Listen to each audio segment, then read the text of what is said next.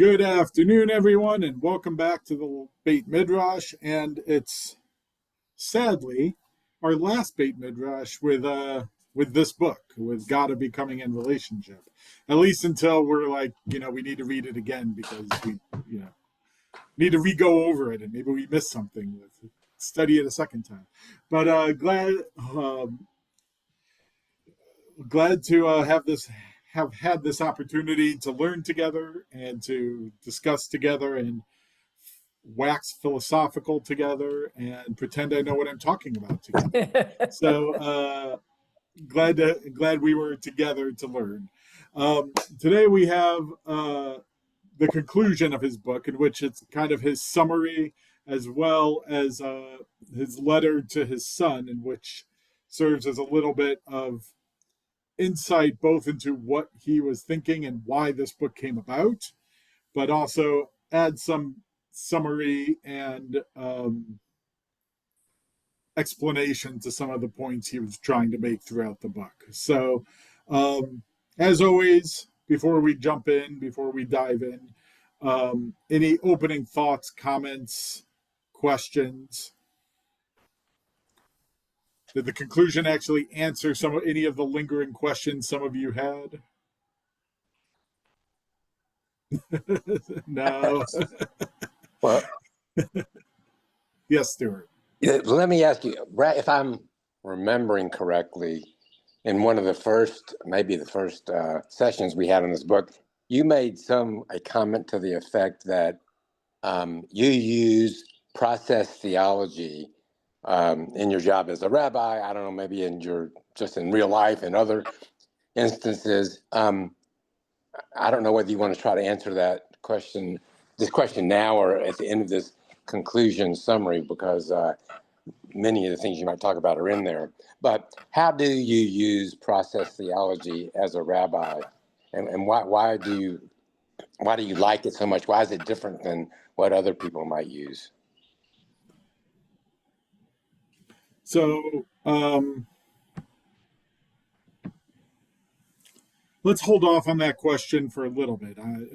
Towards the end, if I haven't gotten back to it, remind me and I'll come back to it. But let's focus first in a little bit on the teaching, and then we'll kind of circle back to my now solicited opinion. But any other thoughts, comments, questions on the conclusion that he was addressing? Is that TK? Was that something, or? Unmute here. I guess one of the concepts that I kept twirling around in my mind is the one about God's lure.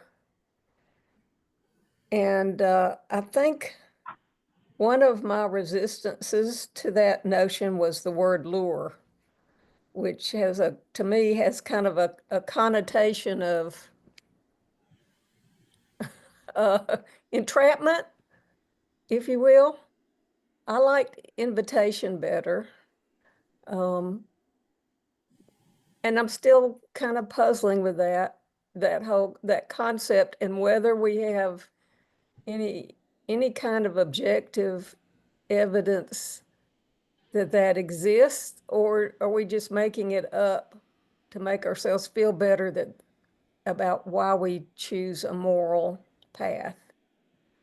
And that's not really a question, kind of a question, comment, I don't know what. So what I'll say to start off is, I think lure, I don't think is his term. The impression I got from the book is that that's the term other process theologians use. And so he was kind of bringing it in as a book on process theology. He was kind of bringing that term with it and to tie it in with process theology. You like invitation better. I don't think there's anything wrong with invitation, because I think that does fit along with what he's teaching also. In terms of objective evidence,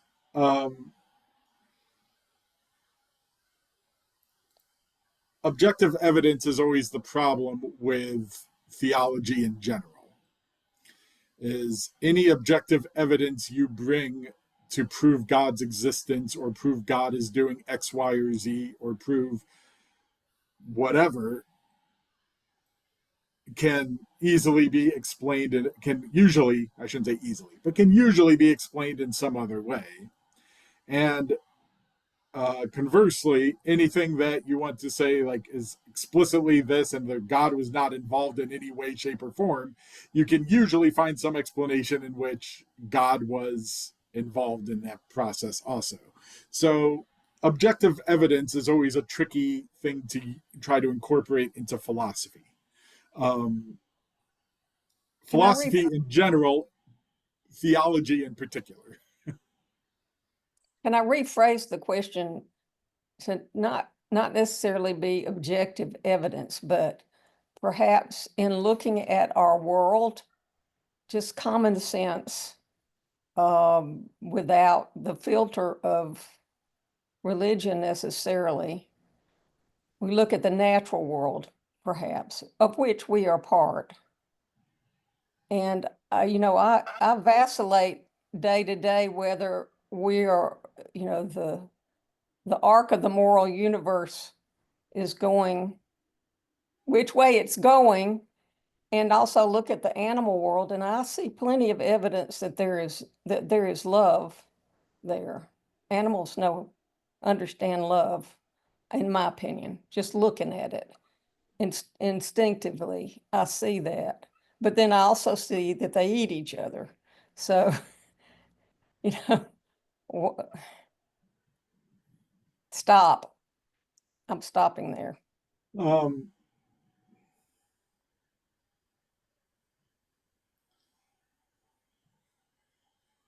I think the challenge in what you're saying is part of Rabbi Artson's theology here is that God is inherent and intertwined within the natural universe.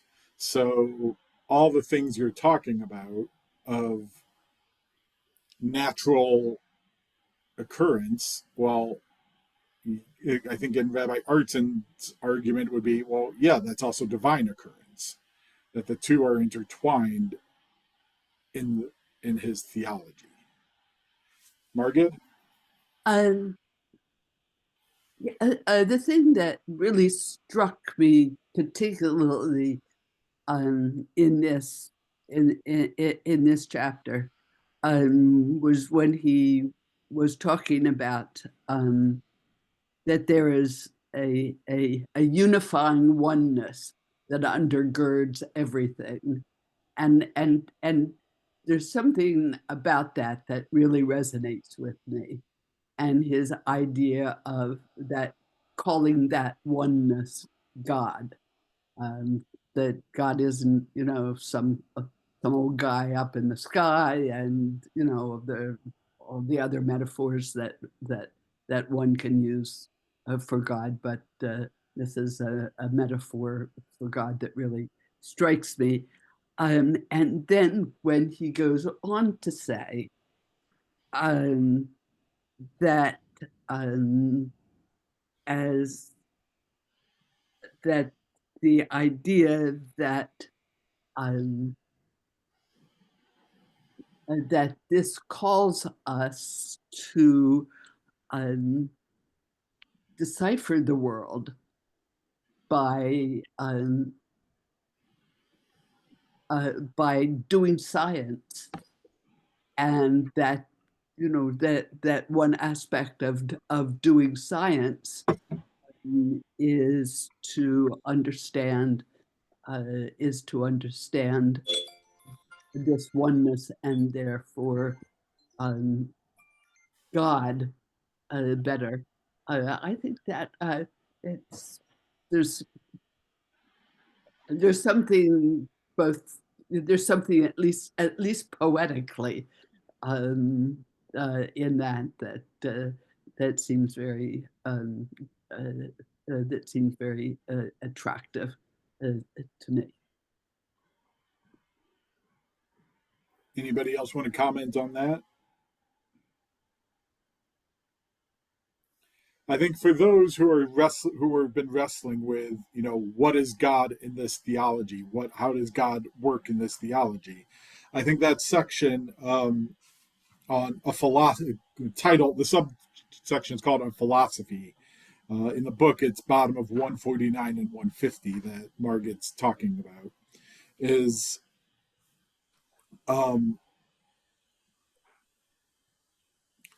that there is some kind of unifying, that the world operates by certain laws and the world is created in a specific way, but it changes along the way also.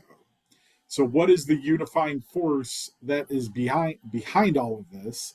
And his argument is that oneness, that unifying thread throughout all of reality is God, is what we call God, that's underneath it all. And that God is the author of creation, and the maker. So, those who keep saying God is powerless, it's not that God is powerless. God is a creator. God is constantly evolving and changing the world around us. So powerless is maybe not the right term. It's just a different kind of power than we usually imagine it. But yes, as Margaret was saying, God is involved in this natural world. God is what ties it all together. So science offers us the opportunity to better understand God in that way. By better understanding the world, we come to a better understanding of the unifying factor behind that world. And there is something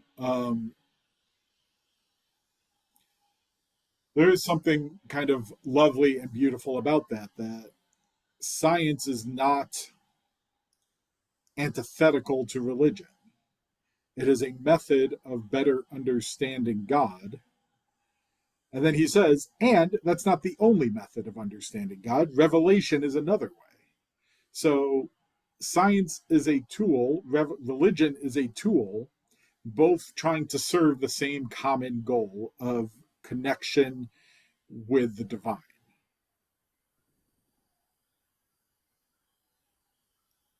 But that both are not static. Our scientific knowledge is not static. We're constantly learning new things every day that changes our perception of the reality that we live in. That's okay. But our religious revelation is not static either. Every time we read the Torah, every time we learn something, it's a new active process and growth amongst us that gives us better insight that we can utilize in our lives. So these are both working together towards a common goal rather than, as they say, enemies on the battlefield, as it's often tried to be depicted as.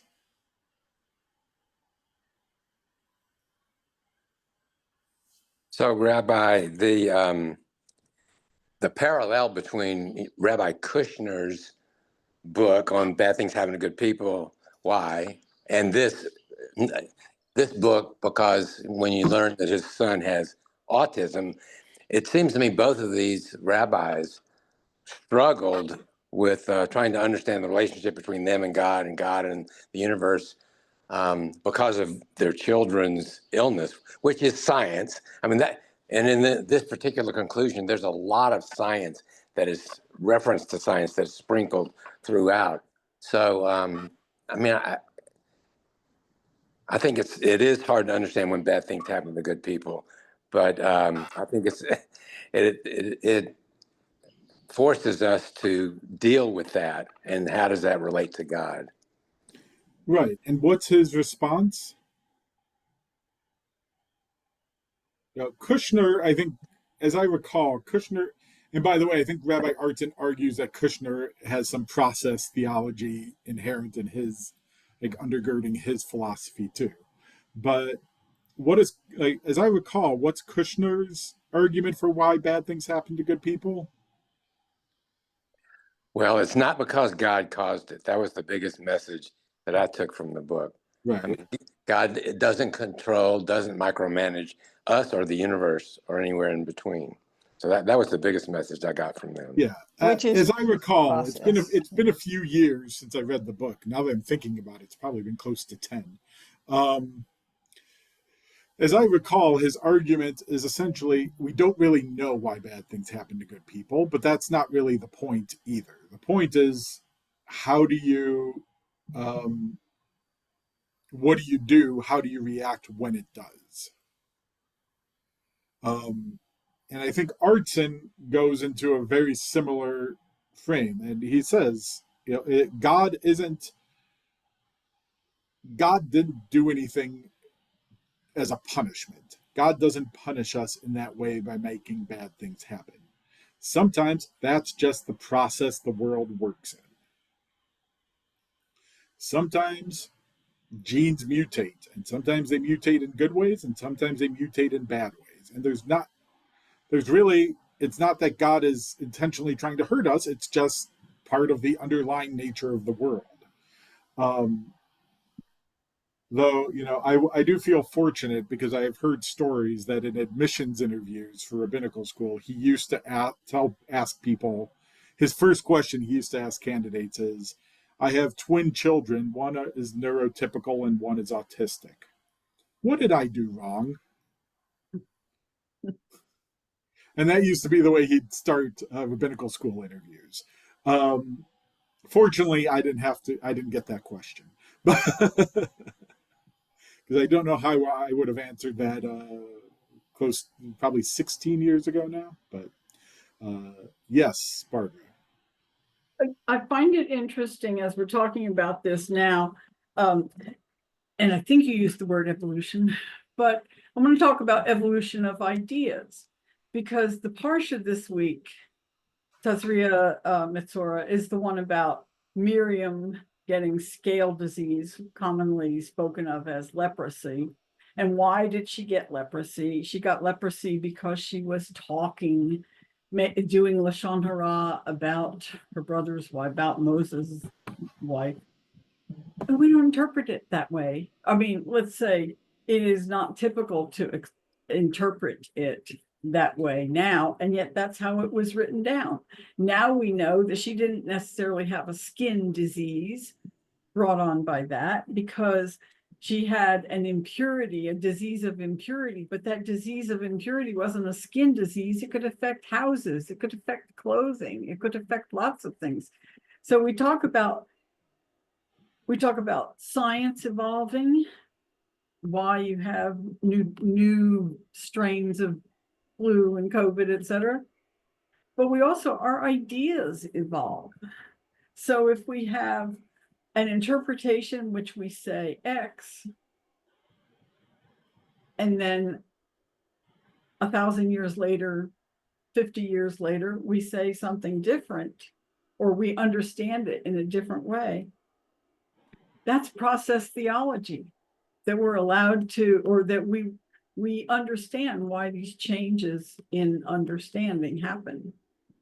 So Kushner wrote his book before Artson wrote this book, and crystallized a lot of ideas about process theology in Judaism, if you want to call the book crystallizing it, but expressing it differently. So it just struck me that is classic evolution of ideas and evolution of God's role in different things. So, And frankly, I think that's part of his point too. You know, even the rabbis go further and say, you know, we don't, you know, maybe this tzara'at that's in the Torah was never actually existed in the first place, and this was a miraculous thing that was sent down, but it doesn't actually exist anymore, because they couldn't quite figure out how the same thing would be on a skin and on a stone, at, you know, how it could survive in both places, which is an evolution in their ideas too. But that's a very much on the line of what he's talking about too, is that the way we interact with Torah and what we derive from it is part of the process of learning Torah, and that changes over time as well. And part of the challenge in Jewish life is there are many people who kind of stop learning after their bar or bat mitzvah, and thus have a 13-year-old theology that didn't actually grow with them. And so, 13-year-old a 13-year-old theology is nothing compared to 1,000-year-old theology. And he goes through that in his bottom paragraph on 150, where he's talking about scripture being a cumulative process of people's, involvement, understanding, etc., and how the words changed. And it turns out a lot of the stuff in the story of Miriam and Sa'arat and why she got it has had a lot to do with different versions of the oral Torah and the written Torah and translations and everything. And I found that it was funny working on that on one hand and reading this on the other hand. It was just, oh, that makes sense. Oh, yes, things change. So I liked it. You can tune in tomorrow to Makom B'Yahad and hear what I have to say about that story.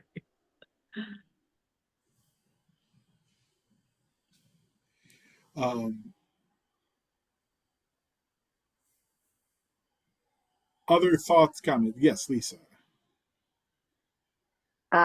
Just one other thing that I guess I liked about this chapter was that he talked about the halakha and the fact that it is in process.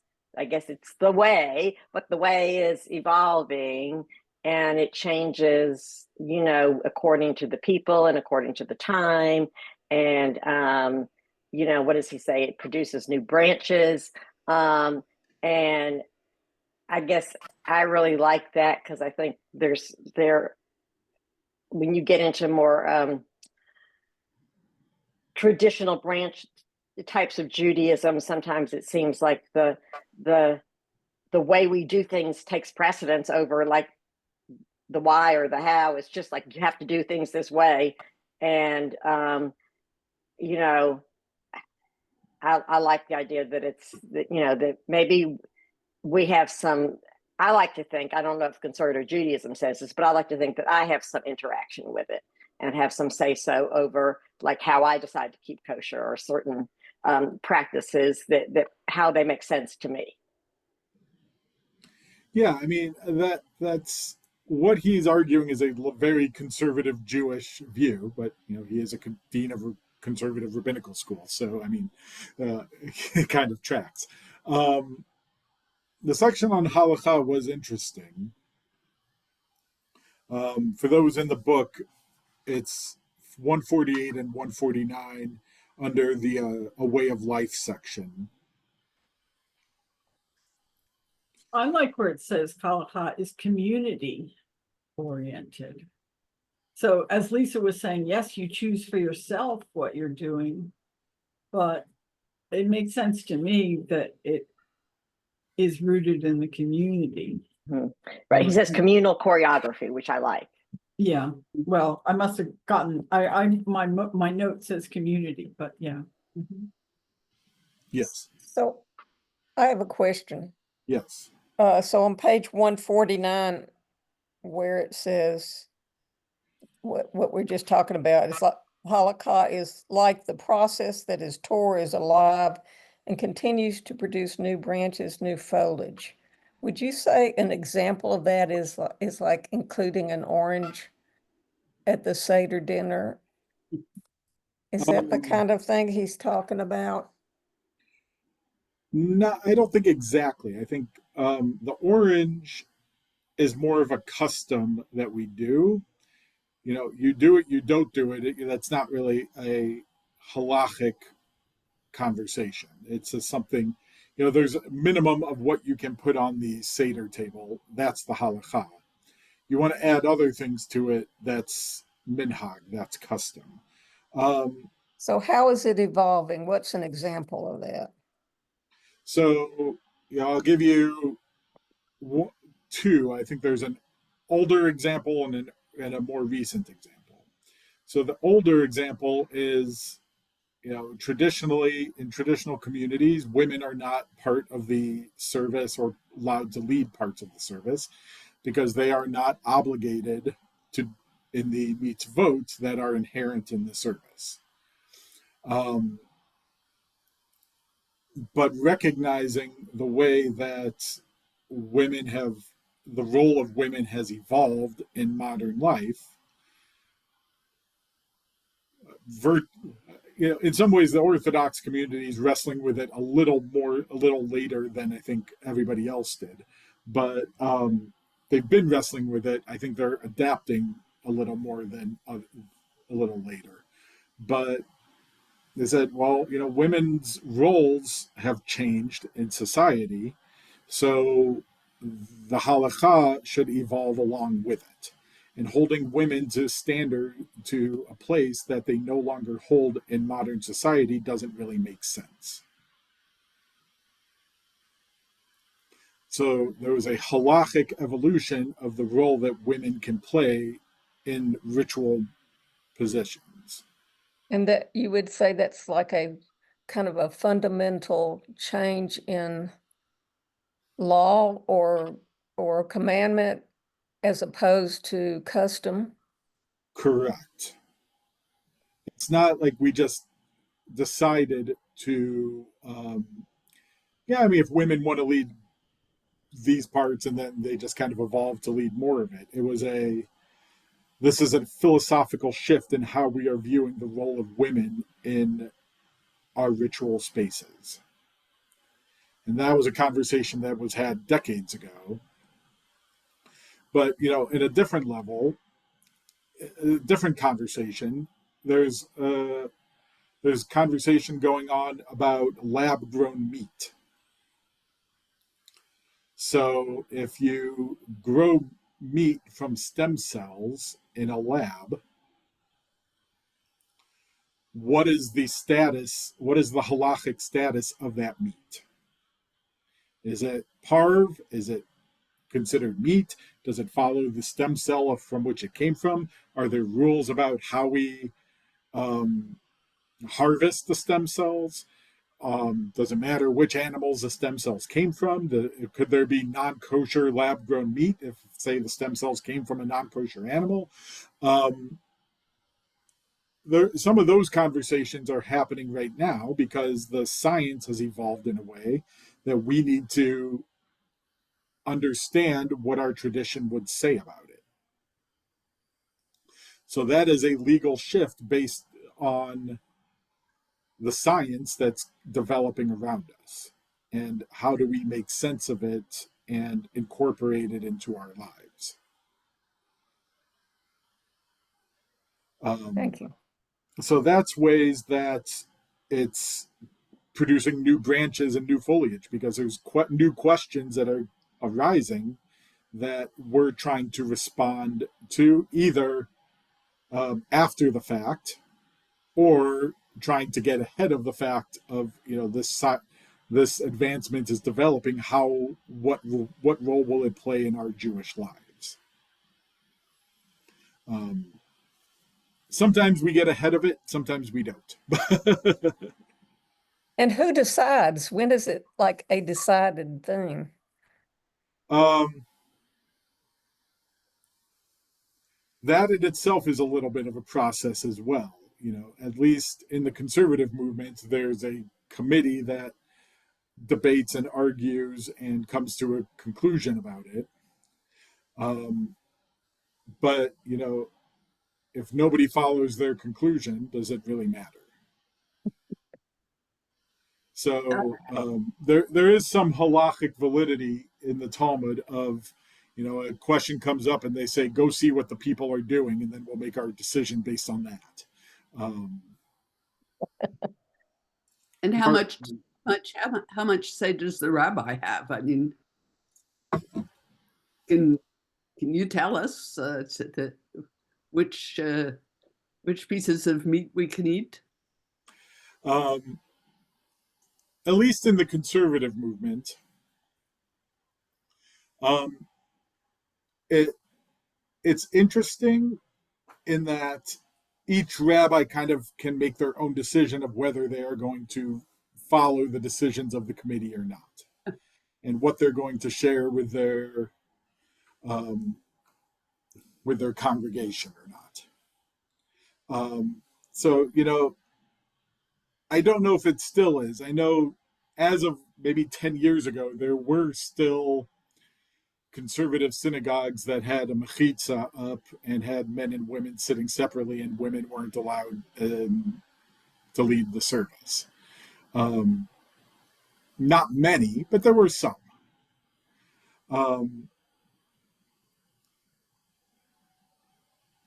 So the rabbi does have some ability to say, I agree with this opinion, and I'm going to hold by it, and I'm going to share it with my community, and that'll be our community halakha.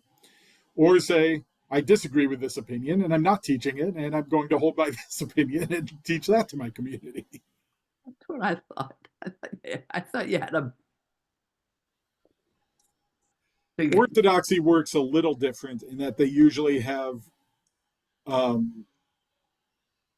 halachic leaders that they go to who help them, guide them in the decision making, and then all of that teacher's followers will follow that same opinion.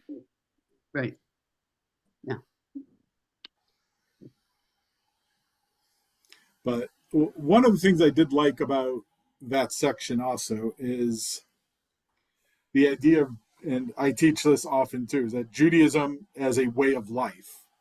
It's not just a collection of beliefs or faith. It's not just action. It's a way that we live our lives.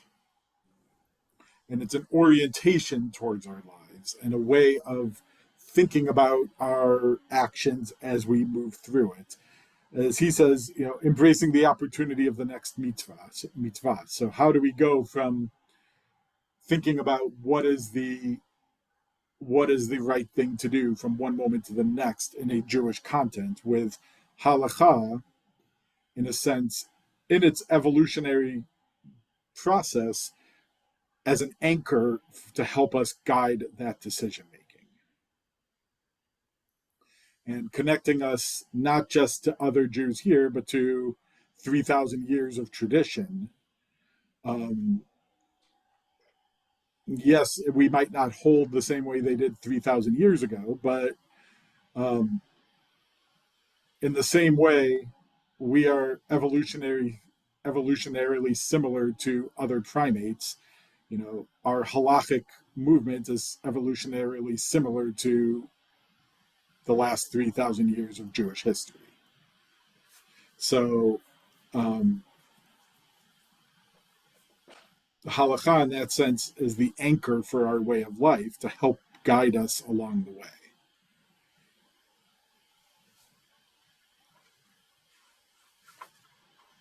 Rabbi, I still struggle with this, what we talked about last week about Jews being the chosen people. And it made me, I don't think we want to get into braggadocio about us being better than anybody else. And I think we've discussed through that. But we were chosen for some reason. Okay, not necessarily we're the smartest, the fastest, most powerful, but there is a reason there that we are different in a way. God had to make a decision, and God decided on the Jews. And it may just, this discussion about halachic interpretations makes me think that kind of thing is part of it, that we are willing to think and rethink about how the world should work and what our philosophy should be. I think that, and in fact, and I really found on 154, something resonated with me, where he wrote, and yes, we are still occasionally stiff-necked and stubborn, as Moses told us we were. Sometimes our stubbornness is even for good. And so that's perhaps that's who we are.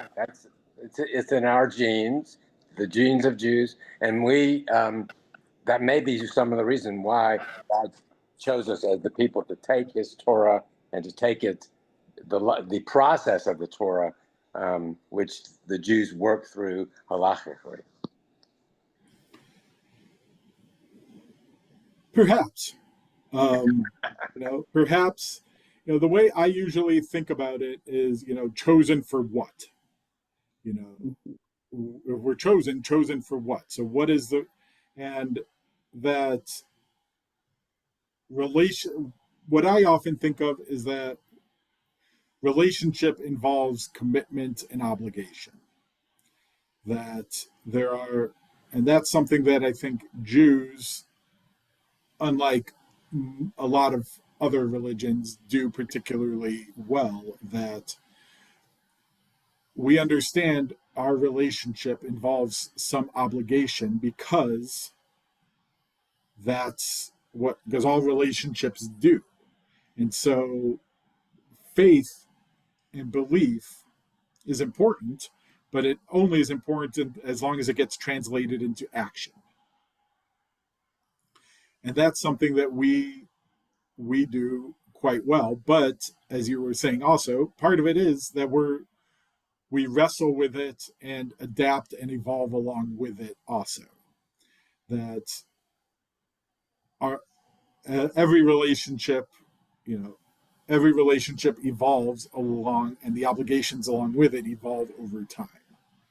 I'm thinking a little bit of for those who are at the CJFS event on Tuesday night, where the woman was talking about her husband and his diagnosis with Alzheimer's. Her obligations to her husband before his diagnosis were very different than her obligations after his diagnosis.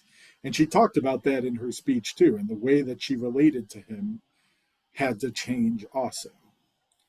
That happens over time in every relationship. And that's part of what halakha does too, is it evolves along with that relationship over time.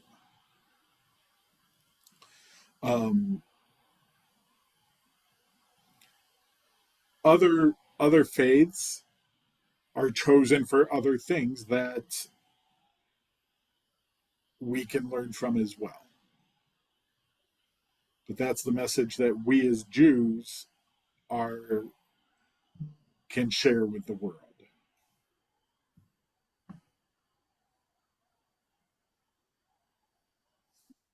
Well, I hear what you're saying.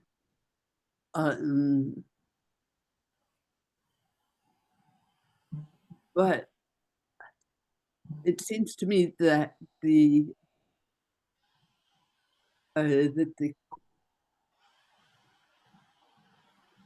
commitment to equality and justice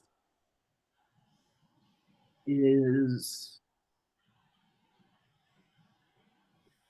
so much a part of what it means to be a Jew, and that we're taught that from the earliest age, and I wouldn't leave that out of the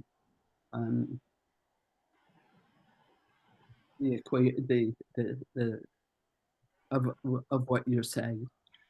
I think the only reason I didn't bring that into what I was saying is because I think every religion at its core makes that argument. I don't know if there's a religion that says, it really is good to, beat up on everybody else and to hurt other people.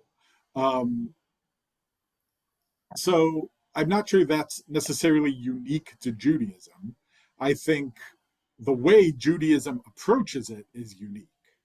Yeah. And that's part of the halachic mindset, which is also, I feel like that's a subset of halakha in that sense, is that part of if we think of halakha as our set of obligations, part of our obligations is to pursue equality and justice and compassion and the way we treat people.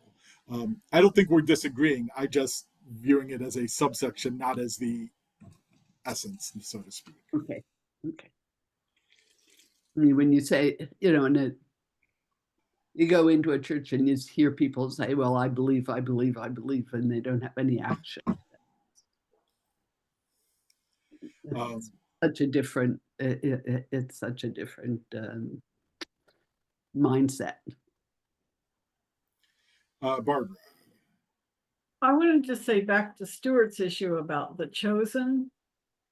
It's always been in the back of my mind, not that we were chosen, but that we, the Jews, were the ones that chose to say yes. We don't know the whole story. We don't know that God wasn't going around offering this philosophy to 9 million other groups of people.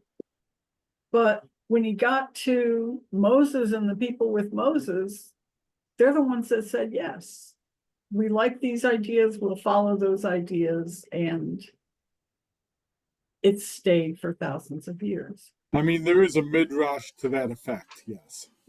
I haven't read enough midrash, I haven't hit that one. I mean, there's a classic, very well-known one that, when God was ready to give the Torah, God went to the Edomites and said, will you accept the Torah? And they said, what's inside? And they said, I think it said, you shall not, I think it said, like, you shall not murder. And they say, well, the Torah also says that, Esau is going to have to live by the sword, so we can't accept this. So then, God goes to the Ishmaelites and says, will you accept my Torah? And they say, well, what's inside of it? And God says, you shall not steal. And the Ishmaelites say, yeah, but it also says that Ishmael is a thief. So, it has an implication in there that the Ishmaelites stole Joseph. So, we can't accept it. And, some versions have God going to other people and then in this process repeating, what's inside of it? Oh, well, we can't accept it. And then God comes to the Israelites and says, will you accept my Torah? And they say, Na'aseh v'nishma. We will do it. We will accept the Torah. We will do the Torah, and then we will hear what's inside of it. And that it was Israel's choice of accepting it without asking what was inside of it that allowed them to receive the Torah and to be chosen. I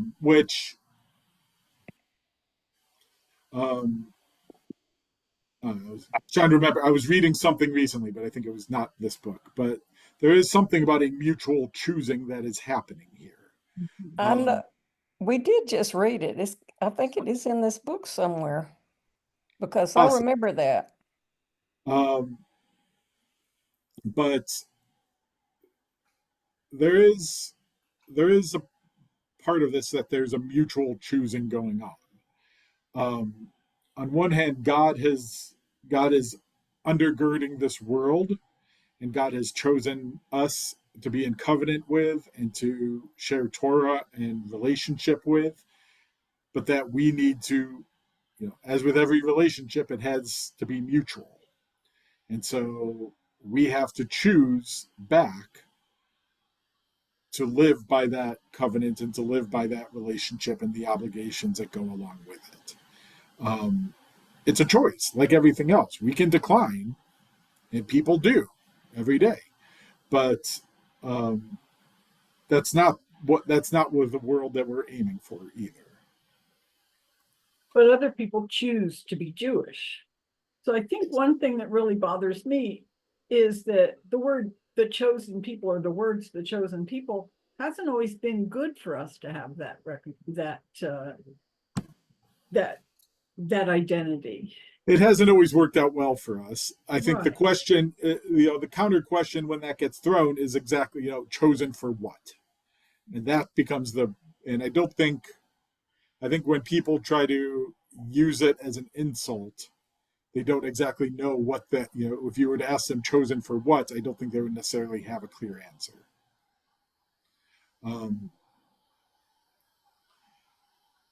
as we're wrapping up, I want to go back to Stuart's question at the beginning about, how I use it.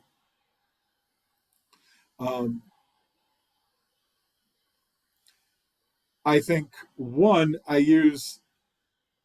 talk about this a little more next week. I'm not sure I'm a 100% process theologian, but one of the things that does appeal to me about it is the idea of, one, that we're constantly growing and changing. That the way the world is now is not the way the world is going to always be. And that we have a responsibility and an obligation to help shape it into the world we want it to become. And to that effect, it's our choice on the world that we're going to create and the world that's going to be made after us. It's not predetermined. God does not know what we're going to do. God does not know what's going to happen. God doesn't have some pre-existent divine plan of how things are going to go. It's up to us to do it. And it's up to us in relationship with God, through our faith, through our obligations, through choosing compassion and justice and equality. It's up to us to help build that world that we want.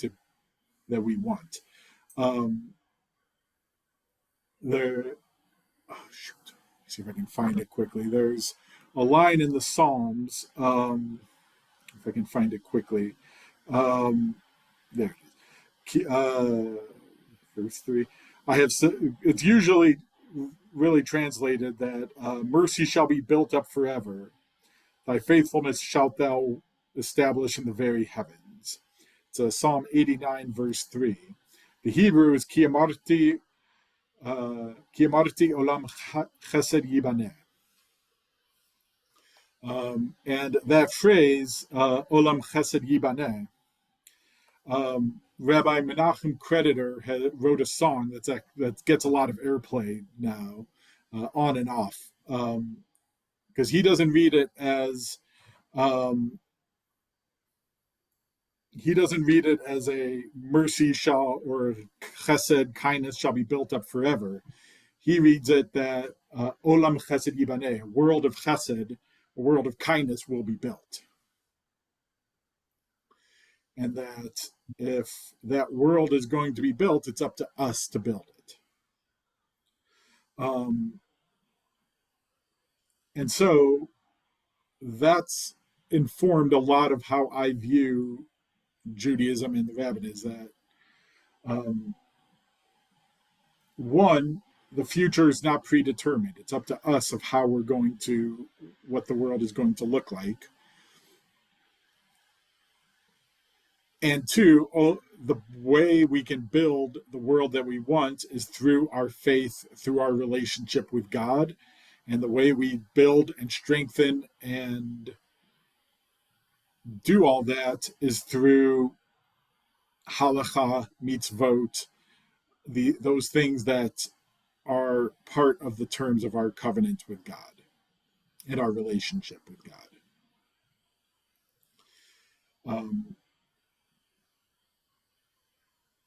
And also, because God doesn't know what's going to happen, and I don't believe that God punishes us because of our actions.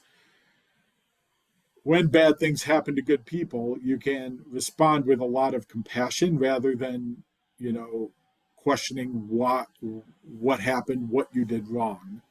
And, I do think, I have had people say, why did this happen? I'm like, it just happened. It doesn't, the why is the why. That we don't necessarily always understand the why.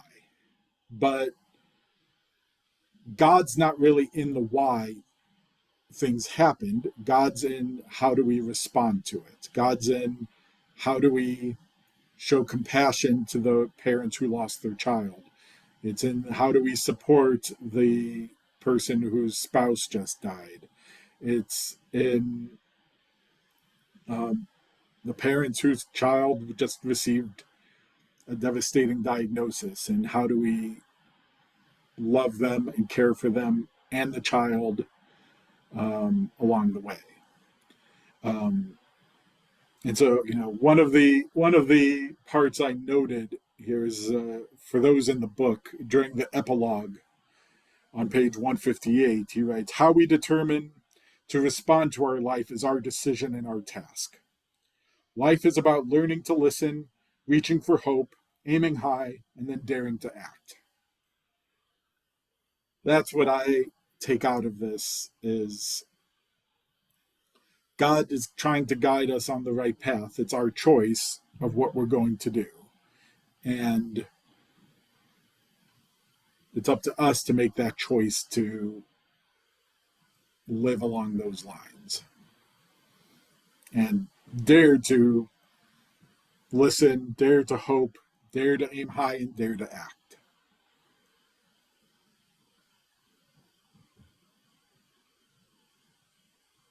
Does that sufficiently answer your question, Stuart? You're muted.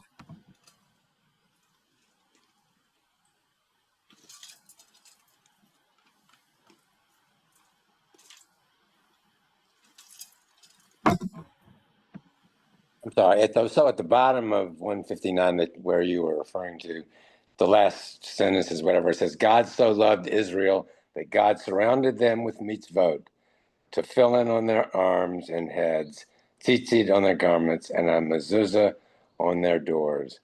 And if we do that, if we do all of those things, I think we are establishing a relationship with God that's appropriate. And we as a people are not always wonderful. If you turn back to page 153, we're talking about autonomy and self-determination of the Jewish state. But in order for that to occur correctly, we have to define relationships with our neighbors. And we're not doing a great job, I don't think, with that. So I think we could do better. So we're not perfect, but I think that we're, I guess in many ways, we're good enough for God. If we were perfect, if we were good, then there'd be no process to work on anyway. Right? Like if we were already perfect, then there'd be no need for mitzvot. There'd be no need for a choice because we'd always make the perfect choice. We can always grow. We can always learn better.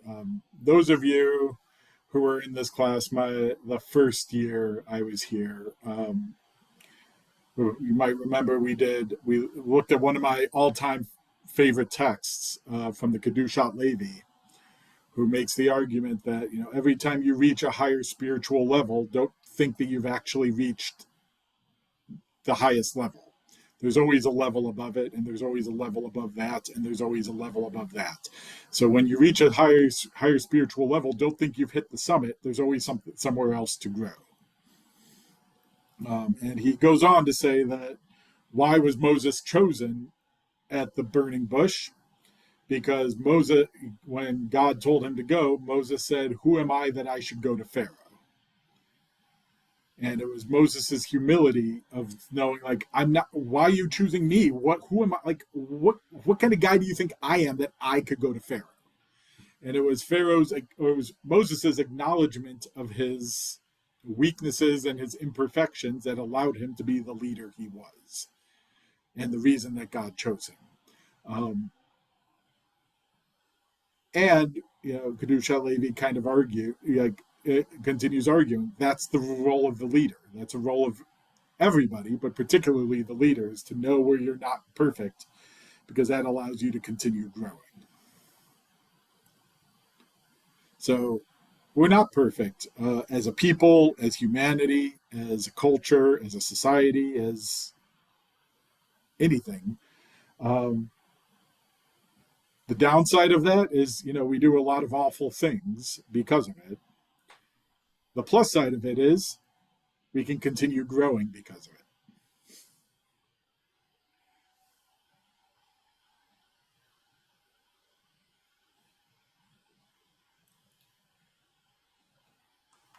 Any other concluding thoughts, comments?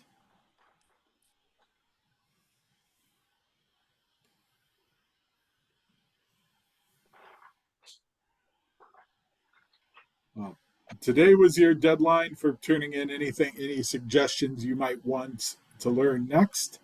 I will email y'all either this afternoon or tomorrow about what the options are, and we'll vote. We'll take a vote until next Thursday.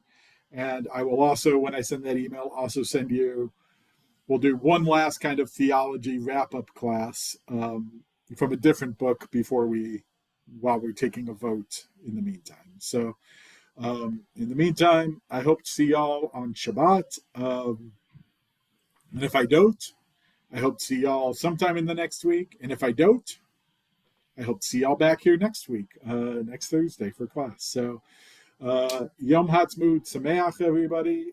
Hope you have a good Israel Independence Day. Have some falafel, some shawarma, some hummus, any of the good things. And we'll learn together again soon. Thank you, Rabbi. Thank you, Rabbi. Bye, y'all. All right. Bye. Everybody.